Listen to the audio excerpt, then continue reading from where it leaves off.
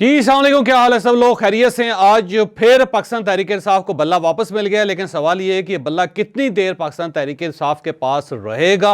ये एक बहुत बड़ा सवाल है जो हम आज के वीलॉग पे डिस्कस करेंगे। और सुप्रीम कोर्ट ऑफ पाकिस्तान ने जनरल परवेज मुशर्रफ साहब की सजा दोबारा बहाल कर दी। अब इस बहाली का क्या फायदा होगा ये भी हम आपको आज के वीलॉग में बताएंगे। और पाकिस्तान तहरीक इंसाफ ने अपना सेक्रेटेरिएट बंद कर दिया, क्यों बंद किया यह भी एक बहुत बड़ा सवाल है जो हम आज के वीलॉग पर डिस्कस करेंगे। और इमरान खान साहब के खिलाफ 12 नए मुकदमात की तफ्तीश शुरू हो गई और इमरान खान साहब से आज ठीक ठाक तफ्तीश की गई। ये किन जराइम में तफ्तीश हो रही है ये भी हम आपको आज इसी वीलॉग में बताएंगे।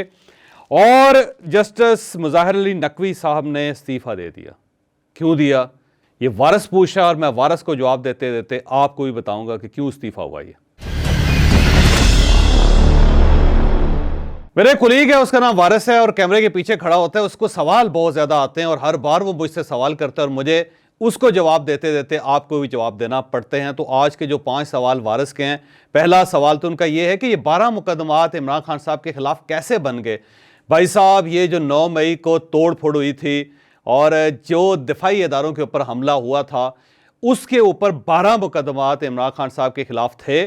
कल GHQ पे हमले के जुर्म में इमरान खान साहब की गिरफ्तारी डाल दी गई थी और कल ही इंसदाद दहशतगर्दी के खसूसी जज अडयाला जेल गए और वहां उनके साथ 12 तफ्तीशी 12 मुख्तलिफ थानों से वो भी वहां पे पहुंचे और 2 दिन का रिमांड, जिस्मानी रिमांड जज साहब ने पुलिस के हवाले किया था इमरान खान साहब का। और आज अडयाला जेल में पहुंच के 12 तफ्तीशियों ने इमरान खान साहब से ठीक ठाक तफ्तीश की और वहां पे इमरान खान साहब ने हर सेहते जुर्म से इनकार कर दिया। उन्होंने कहा जी मैं वहां पे था ही नहीं, मैंने किसी को इंस्ट्रक्शन नहीं दी थी, मेरी कोई हदायत नहीं थी, मैं उस वक्त गिरफ्तार था, मेरे पास कोई फ़ोन नहीं था, मेरे पास कोई वीडियो कॉल करने की सहूलत नहीं थी, मेरे पास कोई ऐसा शख्स नहीं था जो मेरा पैगाम वहाँ पे पहुँचा सकता, लिहाजा मैं मुकम्मल तौर पे बेगुनाह मासूम हूँ और मेरे ऊपर ये इल्ज़ामात थोपे जा रहे हैं। तो इमरान खान साहब ने साफ इनकार कर दिया है। लेकिन तफ्तीशियों के पास कुछ व्हाट्सएप मैसेजेस थे, कुछ ग्रुप्स थे जो उस वक्त व्हाट्सएप के थे, उन्होंने उसके बारे में भी इमरान खान साहब से पूछा कि क्या ये ग्रुप्स आपने बनाए थे, आपके कहने पे बने थे।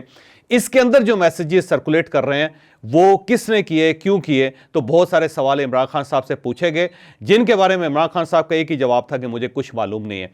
लेकिन बहरहाल ये तफ्तीश एक दिन और चलेगी, कल भी चलेगी और उसके बाद फिर रिपोर्ट जज साहब के पास पेश कर दी जाएगी और मेरा ख्याल है कि पुलिस इन्हें गिल्टी करार दे देगी। लेकिन इमरान खान साहब का इनकार है इस मामले में कि भाई साहब मैं इस सारे मामले में मुलव्वस नहीं था। तो अब मेरा ख्याल है वारिस की तसल्ली तो हो चुकी होगी। अब हम अगले इशू की तरफ आते हैं। पाकिस्तान तहरीक इंसाफ का सेक्रेटेरिएट बंद कर दिया गया, क्यों बंद हुआ है थोड़ा सा आगे चल के मैं आपको ये बताऊंगा। और जनरल परवेज मुशर्रफ साहब का केस जो है वो आज एक दिलचस्प सूरत हाल का शिकार हो गया। सुप्रीम कोर्ट ऑफ पाकिस्तान ने जनरल परवेज मुशर्रफ साहब की सजा, जो सजाए मौत थी और आर्टिकल 6 के तहत ये सजाए मौत थी, उसे बहाल कर दिया है।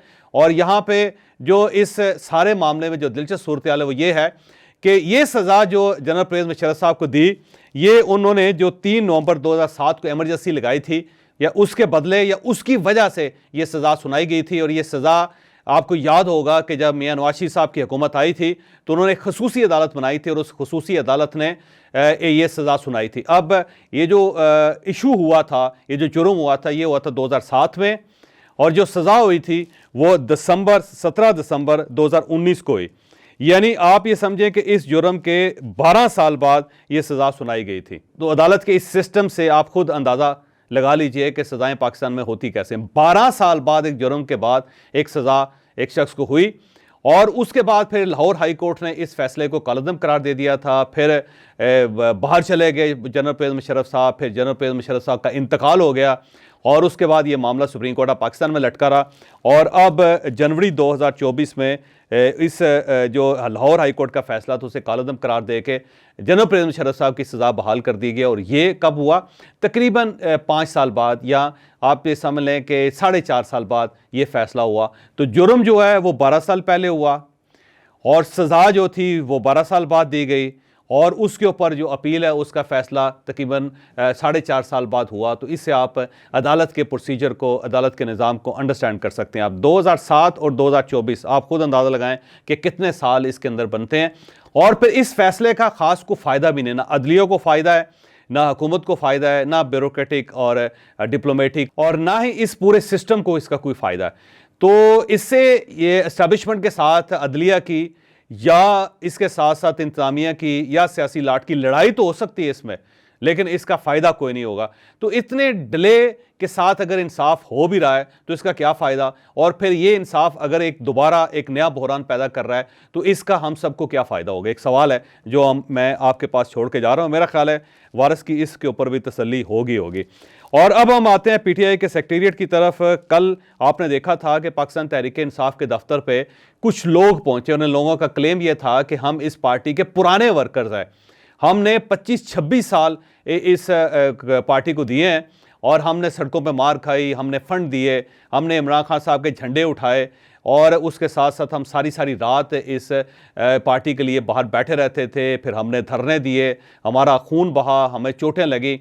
लेकिन जब टिकट देने की बारी आई तो पाकिस्तान तहरीक इंसाफ ने अपनी सारी टिकटें उठा के उन वकला को दे दी जो जुमा 4 दिन पहले इस पार्टी में शामिल हुए थे, और उसके बाद पार्टी को आज हम नज़र ही नहीं आ रहे। तो उन्होंने फौरी तौर पे सेक्रेटेरिएट के सामने पहुंच के वहाँ पे बाकायदा नारेबाजी भी की और साथ ये डिक्लेयर किया कि हम रोज़ाना एक सेक्रेटेरिएट में आया करेंगे और हम खुद टिकट जारी किया करेंगे, क्योंकि आखिर कुछ हमारा भी हक है कि हम भी टिकट जारी कर सकते हैं और हम भी इलेक्शन लड़ सकते हैं। तो इससे एक कन्फ्यूजन और क्यास पैदा हो गया, जिसके बाद रऊफ हसन साहब जो इनके सेक्रेटरी हैं पार्टी के, उन्होंने फौरी तौर पर सेक्रेटेरिएट बंद करने का ऐलान कर दिया और अब सेक्रेटेरिएट के ऊपर ताले लग गए। अब ये सेक्रेटेरिएट सिर्फ उसी को खुलेगा जब ये सारे वर्कर्स यहाँ से मायूस होकर चले जाएंगे, तो नए जो वर्कर्स हैं वो कंफर्टेबल होंगे इस सेक्रेटेरिएट में जाने के लिए। तो ये रऊफ हसन साहब की तरफ से इसका एक जवाब पेश किया गया है। तो इससे आप अंदाज़ा लगाएं कि पार्टी कितनी तगड़ी है कि अगर पुराने वर्कर ये कह रहे हैं कि साडा हक इत्थे रख, तो उसके बाद कितनी पार्टी को तकलीफ होती है और वो सेक्रेटेरिएट ही बंद कर देती है। तो उसके बाद मेरा ख्याल है कि वो वर्कर्स जो हैं वो कहाँ जाने वाले हैं, ये वर्कर्स अडयाला जेल के बाद जाने वाले हैं और वहाँ पे खड़े होकर इमरान खान साहब से टिकटों का मुतालबा करेंगे और इसके साथ साथ ये गौहर खान साहब के घर का घेराव भी करने वाले हैं। मैं पहले आपको बता रहा हूँ कि इनका बड़ा लंबा चौड़ा प्लान है। ये तकरीबन गौहर खान साहब के घर पे जाके घेराव करेंगे और उनसे कहेंगे जी हमारा भी हक है, और उसके बाद जब ये टिकट जारी किए जाएंगे तो जिन लोगों को टिकट जारी किए जाएंगे ये उनका घेराव भी करेंगे और वर्कर से, वोटर से दरख्वास्त करेंगे कि इनका पार्टी के साथ कोई ताल्लुक नहीं है, तो इन्हें आप वोट ना दें। तो एक और कन्फ्यूजन और क्यास पाकिस्तान तहरीक इंसाफ के लिए अब मार्केट में पहुंच चुका है। अब हम आते हैं बल्ले की तरफ। आज पेशावर हाई कोर्ट के डिवीजनल बेंच में बल्ले की दरख्वास्त के ऊपर समाअत थी। 2 रुकनी बेंच था।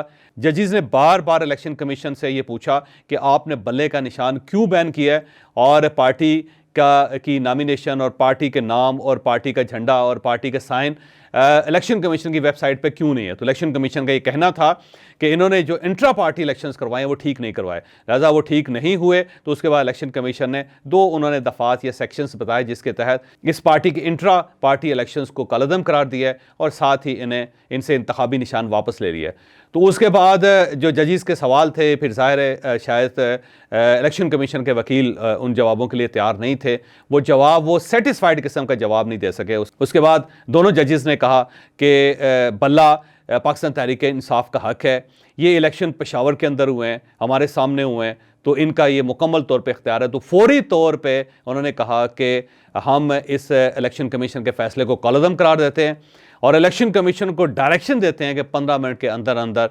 इनका इंतखाबी निशान और इनके चेयरमैन का नाम अपनी वेबसाइट के ऊपर फौरी तौर पर लगाएं, और अगर नहीं लगाते तो फिर आपके खिलाफ तौहीन अदालत का केस होगा।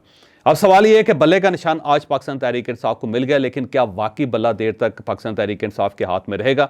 मेरा नहीं ख्याल ये रहेगा। उसकी वजह यह है कि जब आप रियासत के साथ टकरा जाएं और फिर आप ये समझें कि हमने रियासत को शिकस्त दे दी है, तो इतना आसान काम नहीं है, क्योंकि जिस दिन रियासत सरेंडर करेगी उसके बाद तो पाकिस्तान सरेंडर हो जाएगा, मुल्क ही चला जाएगा। तो मेरा नहीं ख्याल कि रियासत इतनी जल्दी से या इतनी आसानी से इस सारे मामले में पीछे हटेगी। अब इलेक्शन कमीशन के पास 2 ऑप्शंस हैं। मेरा ख्याल है इन 2 ऑप्शंस को वो एक्सरसाइज बेवक्त करेंगे। एक ऑप्शन तो ये है कि सुप्रीम कोर्ट ऑफ पाकिस्तान चले जाए और वहां ये कहें कि जनाब ये जो हाई कोर्ट्स हैं इनकी हदूद क्या है, क्योंकि हमें पेशावर हाई कोर्ट ने ये हुक्म दिया है कि आप पूरे पाकिस्तान के अंदर हमारे फैसले को इंप्लीमेंट कर दें।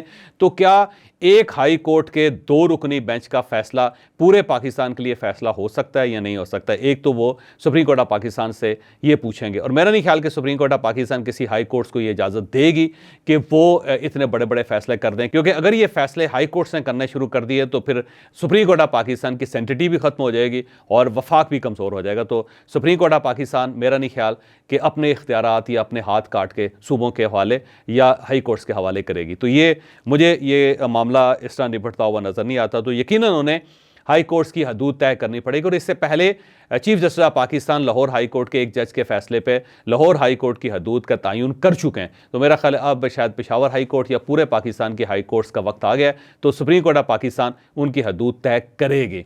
और दूसरा ऑप्शन जो इलेक्शन कमीशन के पास वो ये है कि वो वजारत दाखिला से एक परमिशन ले के उनके आर्डर से पार्टी को बैन कर दे या इनके इंतखाबी निशान को यानी कि बल्ले को बैन कर दें।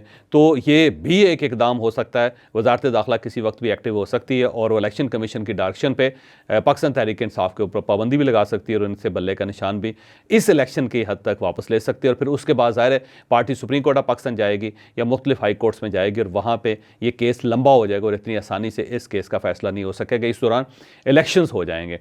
और एक तीसरा ऑप्शन भी इलेक्शन कमीशन के पास है, कुछ ऐसे इख्तियारात उनके पास हैं कि उन इख्तियारात को एक्सरसाइज करते हुए वो फैसला जारी कर दें, क्योंकि अगर पाकिस्तान के अंदर इलेक्शन होने हैं तो इस कन्फ्यूजन और इस कियास ने ख़त्म होना है, और अगर नहीं होता तो फिर ये मामला आगे चलता रहेगा।